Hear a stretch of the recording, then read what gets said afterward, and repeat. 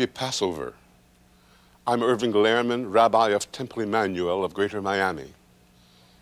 In Jewish homes throughout the world, preparations are now being made for the celebration of one of the most significant and beautiful holidays in the Jewish religious calendar.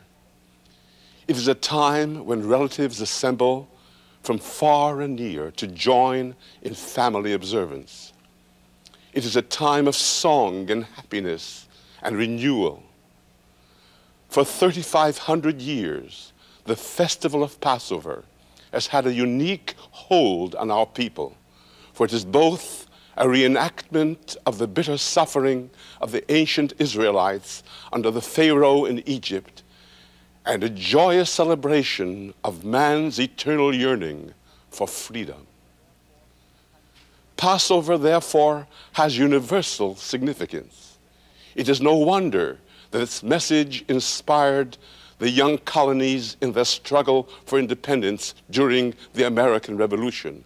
And it's no wonder that the words, "Let my people go," which became the slogan and the battle cry of the Civil War, have echoed throughout the corridors of time to this very day.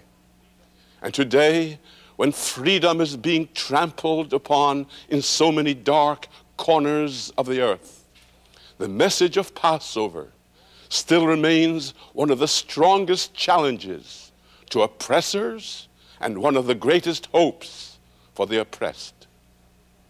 For the Jew, Passover has added significance, for it summons us to ensure the security of Israel.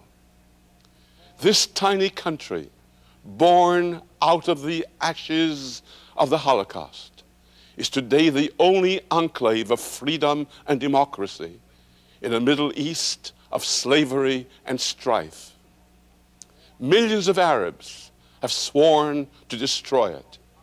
But as we conclude our Passover Seder with the traditional words, we reaffirm our faith and restate our ancient pledge: next year in Jerusalem.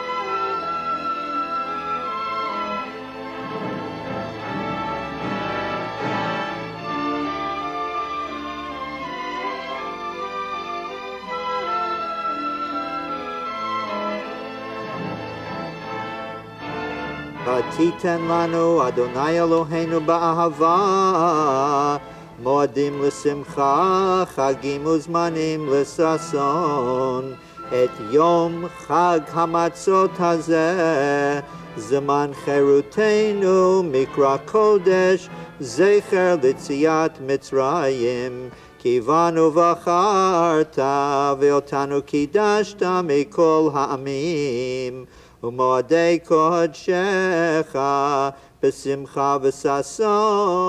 thou, our God, hast given us festivals for our joy and this feast of unleavened bread, a time of deliverance in remembrance of the exodus from Egypt. Baruch atah Adonai Eloheinu melech ha'olam, shechianu v'kiyamanu v'higianu lazeman hazeh.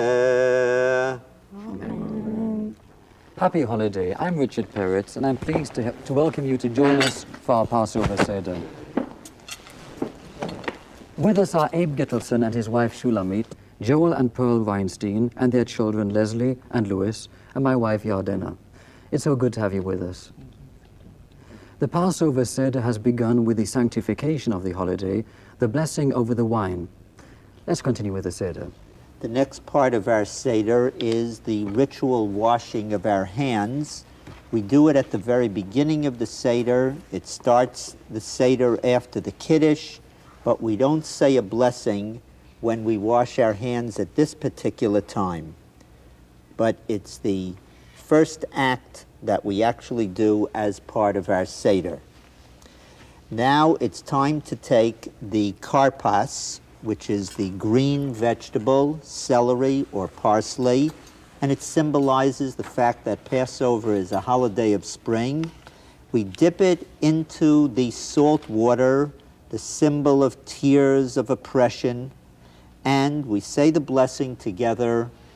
Baruch atah Adonai Eloheinu melech haolam borei pri ha'adama. On our table are 3 matzot. They symbolize for us Kohen, Levi, and Yisrael. We take the middle matzah, we divide it, and the bigger part is going to be for our afikomen, the last thing we eat at the Seder. Now, I'm going to put it in this beautiful afikomen cover, and we have to have it at the end of the meal. I'm going to leave it right here, but Shulamit, please watch that nobody takes this afikomen. And we come now to one of the important prayers that is almost like an introduction to the telling of the Exodus from Egypt, the prayer, Ha-lachma anya. This is the bread of affliction which our fathers ate in Egypt. Let anyone who is hungry come in and eat. Let anyone who is needy come in and make Passover. This year we are here. Next year we shall be in the land of Israel. This year we are slaves. Next year we shall be free men. Leslie, would you recite the Manishtana for us? Manishtana halayla hazeh mikol halayla mikol halayla. Why is this night different from all other nights? On all other nights, we may eat leavened or unleavened bread. This night, only unleavened bread.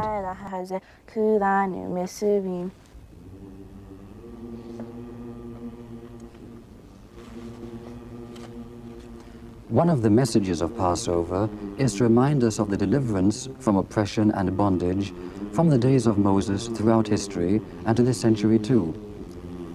The unspeakable suffering and persecution could never subdue the Jewish people's dedication to God and to their heritage.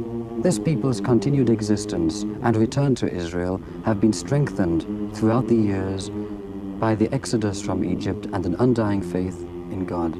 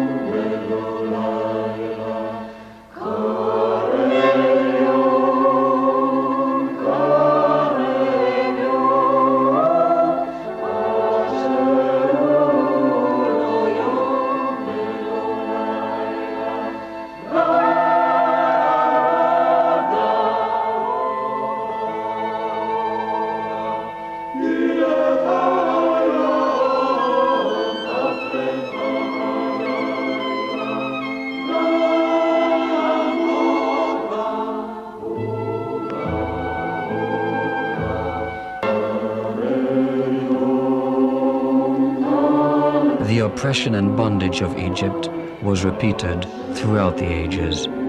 It is said, for many came to annihilate the Jewish people in each generation, but in each generation the Holy One, blessed be He, saves us from their hands.